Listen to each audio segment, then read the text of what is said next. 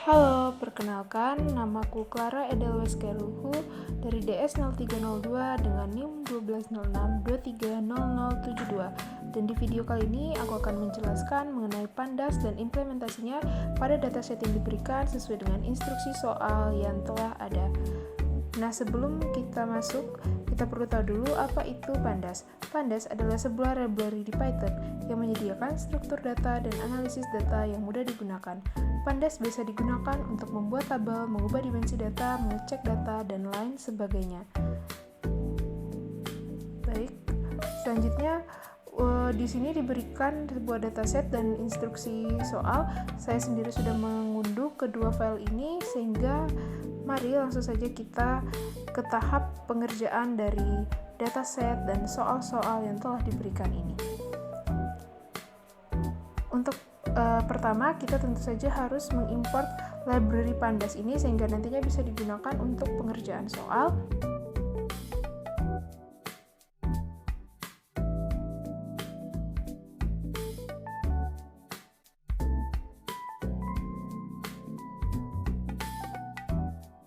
Lalu setelah mengimport library pandas, kita akan mencetak data frame yang telah ada sebelumnya dengan menggunakan read CSV karena format file yang ada adalah CSV, lalu memasukkan alamat dari lokasi file dataset yang ada. Selanjutnya, kita akan mulai mencetak data frame yang telah ada. Baik, masuk ke soal berikutnya di mana kita diminta untuk meng-print 5 data paling awal dan 5 data paling bawah dari dataset yang ada. Sehingga pada soal ini kita akan menggunakan fungsi head dan tail untuk menampilkan 5 baris pertama dari data frame. Lalu kita akan menggunakan tail untuk menampilkan 5 baris terakhir dari data frame. Lalu pada bagian C kita diminta untuk melakukan pengecekan ukuran data, berapa kecamatan dan berapa metrik pengukurannya. Sehingga di sini kita akan menggunakan shape.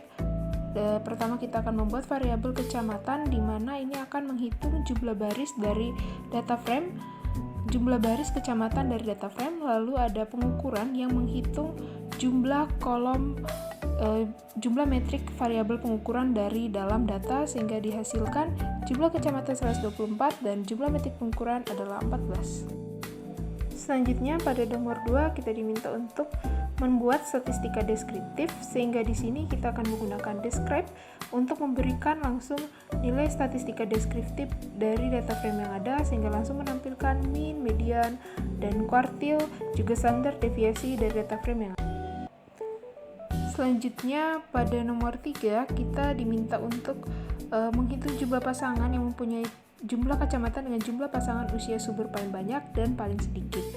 Sehingga di sini kita membuat dua variabel untuk nilai maksimum di mana kita akan mengidentifikasi indeks pada kolom jumlah pasangan usia subur untuk mencari nilai maksimumnya, lalu kita mengidentifikasi indeks jumlah pasangan usia subur lagi untuk mencari nilai minimum. Sehingga diketahui jumlah pasangan usia subur paling banyak adalah 25.865, sedangkan pasangan usia subur paling sedikit adalah 3.574. Selanjutnya soal nomor 4 kita diminta untuk menunjukkan kecamatan yang memiliki jumlah pasangan usia subur dengan umur istri kurang dari 20 tahun paling banyak dan yang paling sedikit. Sehingga soal nomor 4 ini mirip dengan nomor 5 di mana kita akan mengidentifikasi indeks pada kolom jumlah pasangan umur subur dengan usia istri kurang dari 20 tahun untuk menentukan nilai maksimum dan nilai minimum dari kecamatan tersebut. Sehingga hasilnya ditemukan bahwa kecamatan dengan jumlah pasangan usia subur dengan umur istri kurang dari 20 tahun paling banyak adalah 71 dengan jumlah pasangan usia istri kurang dari 20 tahun adalah 14, sedangkan untuk jumlah paling sedikit adalah 0.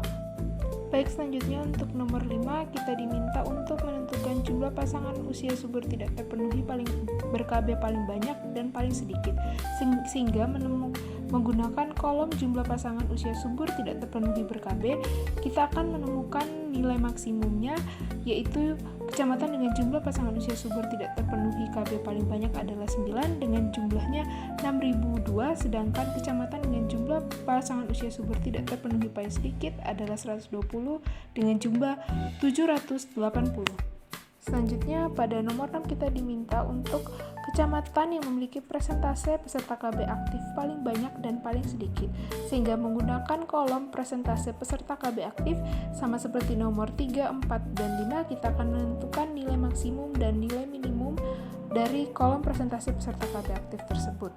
Lalu, masuk ke nomor 7, kecamatan mana yang memiliki jumlah pasangan usia subur berada di atas rata-rata, sehingga kita akan memfilter berdasarkan rata-rata dari kolom jumlah pasangan usia subur.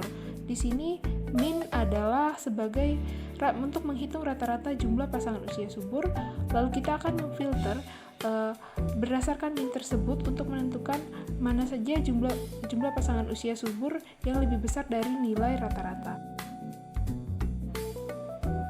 Selanjutnya, pada nomor 8 kita diminta untuk menentukan mana kecamatan yang memiliki jumlah pasangan usia subur tidak terpenuhi KB berada di bawah rata-rata. Sama seperti nomor 7, tapi kali ini kita akan mencari jumlah pasangan usia subur tidak terpenuhi ber-KB, lalu kita akan melakukan filter dari rata-rata yang telah kita cari untuk menentukan kecamatan mana saja yang memiliki jumlah pasangan usia subur tidak terpenuhi KB lebih kecil dari nilai rata-rata. Selanjutnya, pada nomor 9, kecamatan mana yang memiliki persentase peserta KB aktif berada di atas nilai rata-rata. Sehingga pertama kita akan menentukan dulu nilai rata-rata pada kolom persentase peserta KB aktif, lalu kita akan memfilter kecamatan mana saja yang jumlah persentase peserta KB aktifnya lebih dari nilai rata-rata.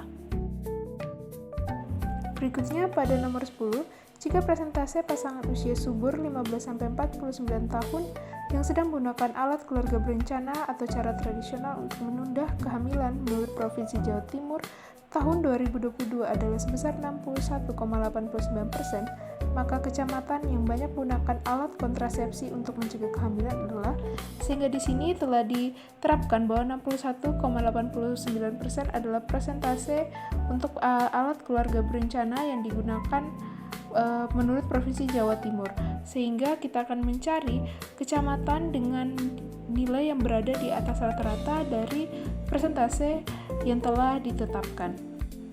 Baik, sekian pengimplementasian Pandas pada dataset dan instruksi soal yang telah diberikan.